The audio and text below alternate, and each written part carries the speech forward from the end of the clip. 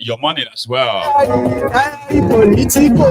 This is going to be the compilation, or better still, the snippet of all the happenings from the contraption from last night to this moment. Read the caption of the broadcast as usual. Read the description as well. Like the broadcast as usual, as you have to. Then share it to invite your friends and then your not so friendly friends and tell them that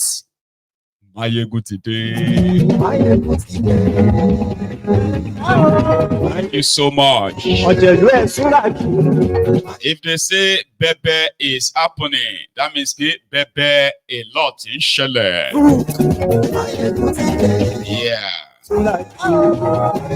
Bokwari is gone, but his misdeeds, his evil, sort of leaves after him. You heard about BRICS, Abi?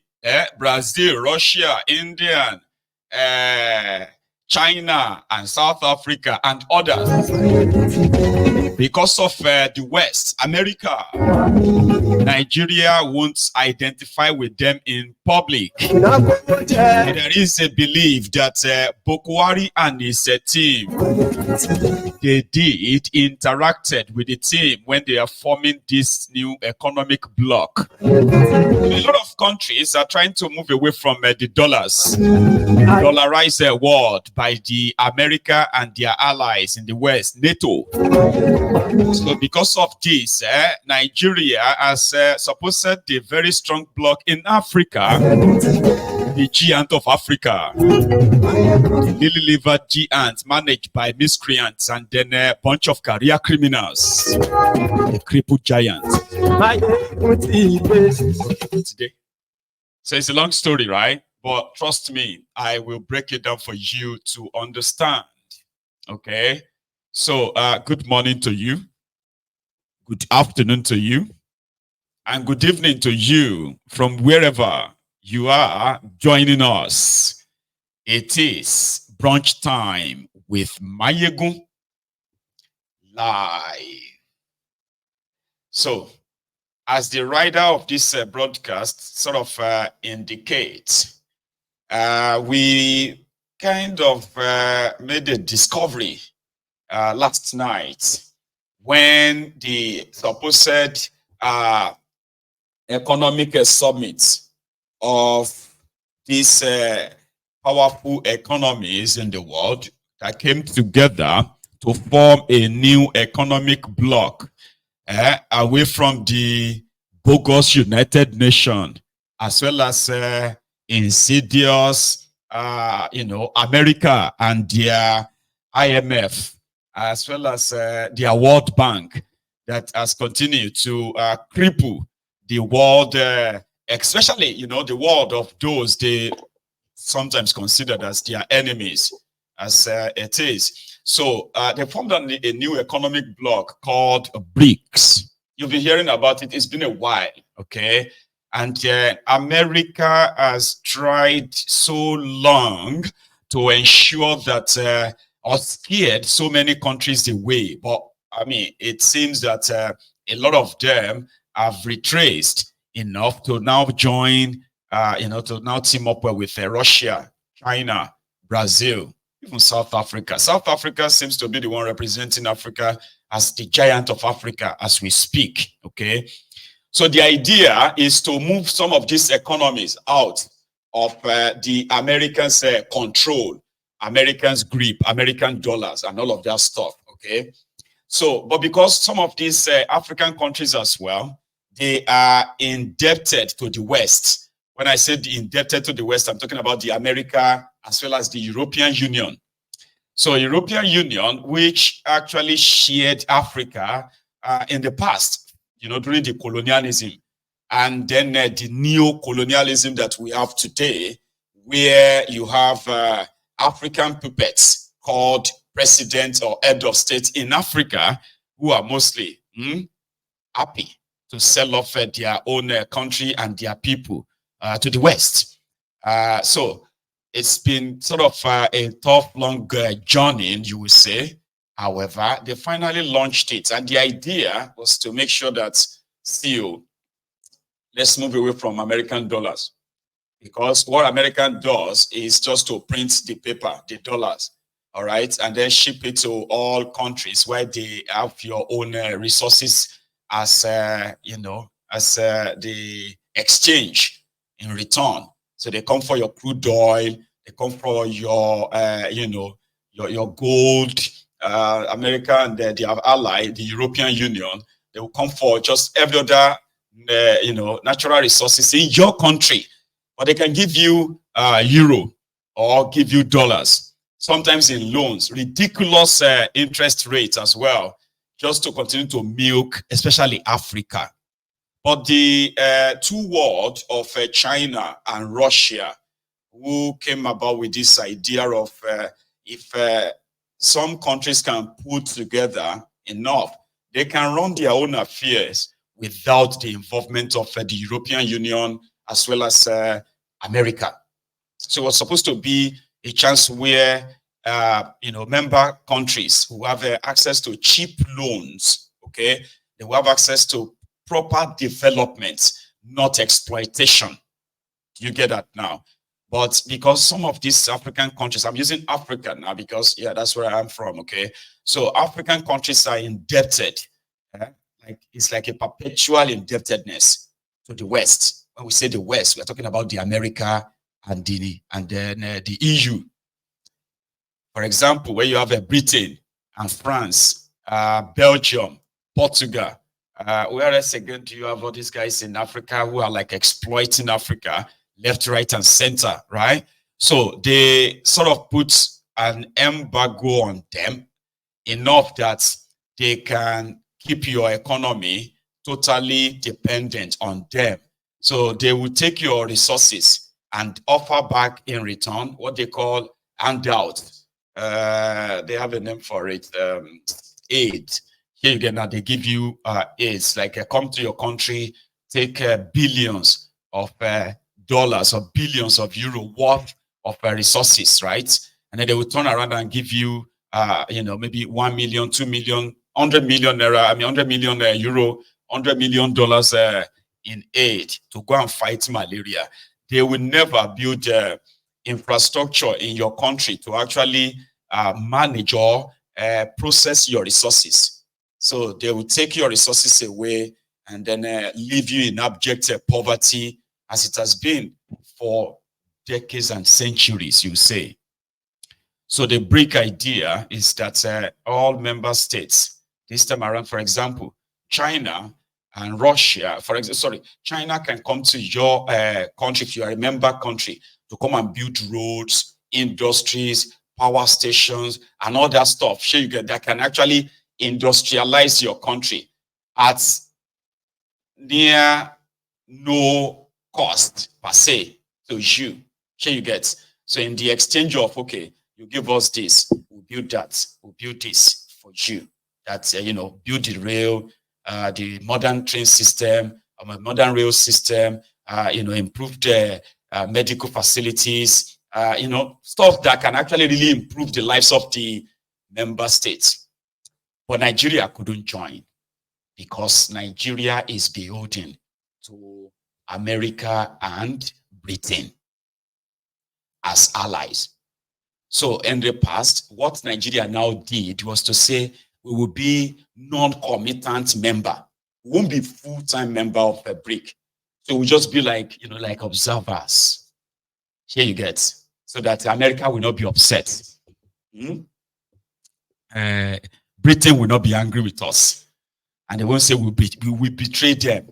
And we are now friends with China, Russia. So they were just going to be like a non-allied members. You know what that means is that we are not members, but we are also like, not enemies. So we can approach you now and say, China, come to Nigeria now, come and do this and that. What do you want us to give you? That kind of arrangement. So that America will just be like, as an independent country, you can make a deal with any country you want, but you have to be careful so that you don't upset them. So we didn't know that despite the fact that Nigeria is not a member, Boko Haram and his gang, who became non-allied members, so to say, right? They really went far until yesterday when Putin flashed their mock currency, because they are going to have their own currency instead of dollars everywhere. These countries are going to stop using dollars in trading with themselves. So if you remember now, for example, and you are trading with Russia, Russia is the world biggest producer or grower of wheat. And then I think a grain, so many other grains like that, right? So Russia is the world, so China too, so what happened then is that instead of dealing or trading in dollars, they will be trading in BRICS. I don't know the name they give to that currency yet, though, but I will call it a BRICS, okay? This is what it looks like in its own reality, okay? So before they went for South Africa, we heard that it was Nigeria they approached, and because Nigeria didn't want to get committed so that America will not be angry, so they stayed away. So in that currency yesterday, we now discovered that the Boko Haram and his gang, right, they actually, without consulting with Nigerians or Nigeria or anybody, they actually put down that the official name of, official language of Nigeria is Hausa. So at the back of that currency, it's sort of the names of countries and all that were printed in their official languages. You know that Nigerians' official language is English. So it was supposed to be Nigeria. But that depends on your representative in the past. Yesterday, in fact, it's been like 2 days now, right? They've had, the biggest sort of assemblage of biggest economies in the world. China, Russia, Angola. I think I have a list, So they expected that Nigeria would normally send representatives. You get? But in this case, there is no any representative from Nigeria, not even the foreign affairs minister or the usual one, shitty man. Nobody represented Nigeria in that summit. Okay. And the official language of Nigeria was put down as Hausa. That is why in the back, at the back of their mock currency, it is written as see, Nigeria, say Buhari. Remember how they normally say to themselves? Nigeria, Nigeria, say Buhari. Nigeria, say Buhari. Anyway, so this has now got a lot of people talking. Say, hang on. So Boko Haram and his own bigotry is Fulanization and other, what do you call it? Other stuffs against the contraption, right? Was this done by Boko Haram, or was this the handiwork of Tifnumbu, who just didn't give a damn about this? Because Tifnumbu is the American asset in Nigeria that is ruling over you as we speak. So that's what prompted so many people actually asking a lot of questions. Okay, number one, we are not presently as Nigeria. You are not part of BRICS. So I know some people will be like, but this doesn't mean anything. I know to you, those with feeble minds and I don't know how to describe you, maybe gullible ones who just don't even see what this simply means on its own, right? Like economically, diplomatically, and the rest of that. So if BRICS recognizes Nigeria, it means some people actually filed in putting some information, and from Nigeria. Who are these guys? I'll leave you to that. Okay. So the other part of the chat this morning or this afternoon is new again, another judicial banditry, where you have a judicial bandit from Abuja. Nigeria is a lawless place, no doubt. And every day they always prove us right. Remember the problems that escalated in River State and how it all started. Hang on, I think I'm going to share a picture as well.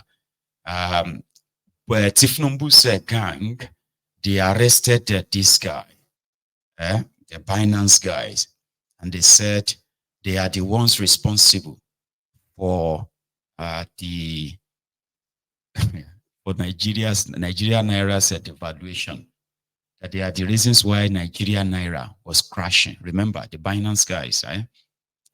So 2 days ago, again, after a year of back and forth, okay, so they have now dropped the charges of money laundering against that Agrian, this guy, you get, even though when he was arrested, Nigeria Naira was at 1,200 Naira to $1. And they blame it on Binance, not themselves for floating it.